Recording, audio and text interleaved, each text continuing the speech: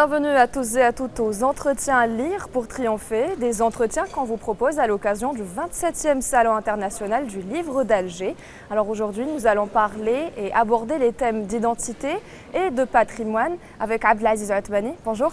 Bonjour, merci pour l'invitation. Merci d'avoir accepté notre invitation. Je rappelle, vous êtes écrivain et enseignant de la littérature française.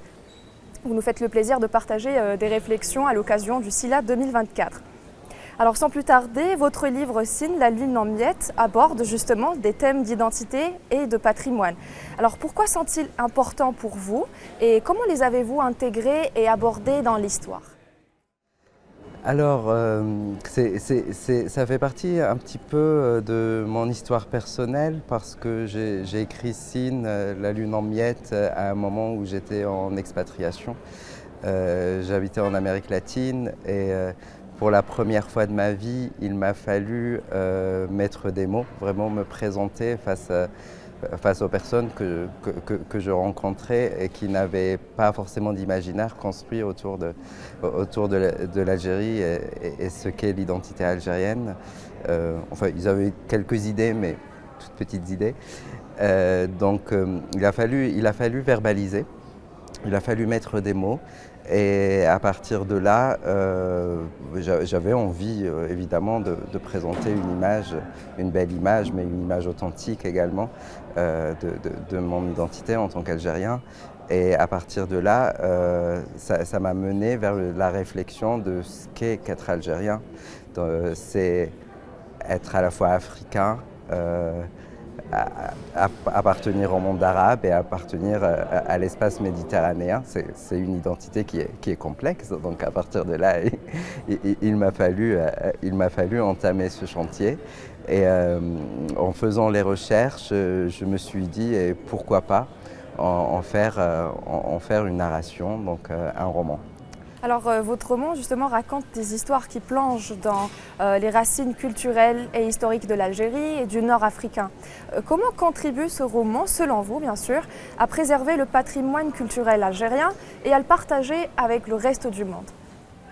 Alors c'est un roman qui est à la fois inspiré énormément du patrimoine culturel et qui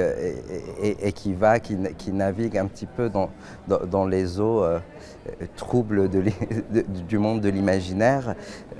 Donc c'est un roman qui est à la fois une sorte de cheminement, de réflexion et une question philosophique de ce qui fait de nous. L'existence ? Oui, une question existentielle de ce qui fait de nous un individu et ce qui fait de nous une nation aussi. Et donc pour mobiliser un maximum, en tout cas pour exploiter un maximum cette question, j'ai mobilisé toutes les civilisations, tout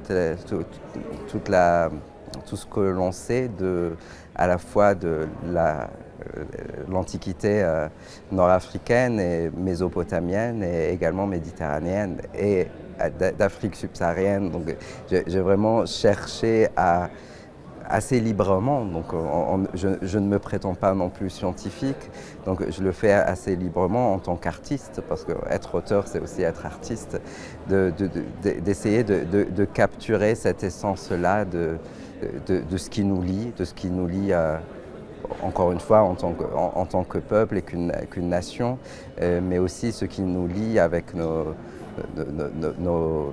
frères et sœurs qui sont les nations qui nous entourent également. Alors justement, quelles valeurs culturelles ou croyances algériennes ont plus marqué et influencé votre écriture ? Indéniablement le conte, je pense. J'ai beaucoup lu de contes quand j'étais enfant. On m'en a raconté aussi. J'ai eu la chance d'avoir ma défunte grand-mère, Allah yarhamha, qui était un puits intarissable de contes populaires. Donc je m'endormais auprès d'elle pendant qu'elle me racontait des contes. Tout cela a nourri énormément mon imaginaire. Il y a également le chant et particulièrement le chant populaire chaoui, qui m'a accompagné tout au long de mon écriture. En réalité, je me mettais en situation de création en écoutant inlassablement de la vieille poésie chaoui, que parfois je ne comprenais pas parce que je ne parle pas chaoui, mais ça me faisait vibrer et ça me permettait de créer. Alors la littérature est souvent considérée comme un puissant vecteur de transmission. Est-ce un moyen efficace aujourd'hui de sauvegarder et de faire vivre les traditions et l'histoire à travers la littérature dans un monde en mutation rapide et surtout avec l'émergence de la numérisation? En réalité, je crois que on va se défaire petit à petit. Cette mondialisation a tendance à montrer ses limites aujourd'hui et je pense qu'on va finir progressivement par se détourner d'elle et revenir vers une sobriété plus heureuse, disons, de retrouver cette simplicité, de se raconter des histoires, de chanter autour du feu, pourquoi pas. Moi, c'est un monde qui m'inspire, vers lequel je tends en tout cas. Et la préservation du patrimoine, on l'a toujours fait, nous de toute façon, notre patrimoine est en grande partie oral et la transmission s'est faite de manière sur le ton de la conversation, comme ce qu'on fait là actuellement. La tradition orale. Et c'est fait tout en permettant une certaine porosité. Il y avait cette permission de la mutation. Donc notre tradition n'a jamais été, c'est pour ça qu'il y a tradition et folklore. Notre tradition n'est pas folklore, elle vit encore en nous et elle se permet une adaptation et je pense que c'est salutaire pour elle, c'est tant mieux pour nous et qu'on la gardera encore très longtemps. Je suis très optimiste.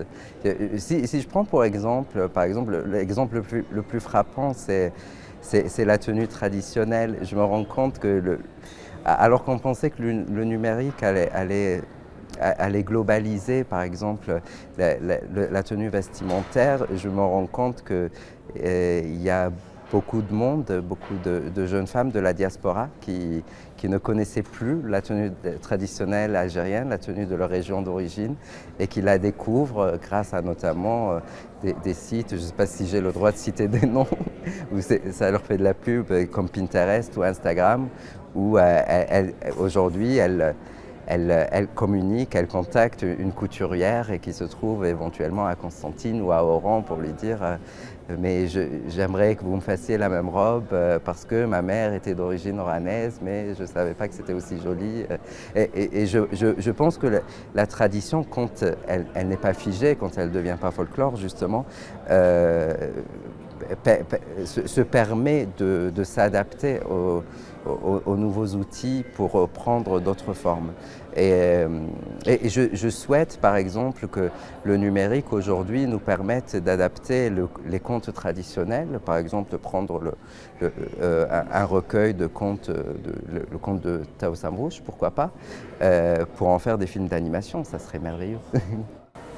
Alors en tant que lauréat du Grand Prix Assia Jebbar, comment percevez-vous l'importance de tels prix pour promouvoir la littérature algérienne et surtout l'internationaliser? Et cela a-t-il changé votre vision et votre rôle en tant qu'auteur? Oui, je le vois vraiment. Ma carrière, en tout cas, ma vocation d'auteur est véritablement devenue carrière depuis ce prix. Il m'a permis de me conforter sur cette voie-là. Et il a le mérite déjà de m'avoir conforté dans cette idée d'être écrivain, d'être conteur, d'être dans ce mode de transmission-là. Ensuite, c'est un outil extraordinaire pour moi de se présenter au monde, de cesser d'attendre On a peut-être beaucoup de nations d'ailleurs ont attendu que pendant très longtemps, beaucoup de cultures, de sociétés ont attendu pendant très longtemps que l'Occident porte un regard sur eux, notamment à travers la recherche scientifique, le discours culturel.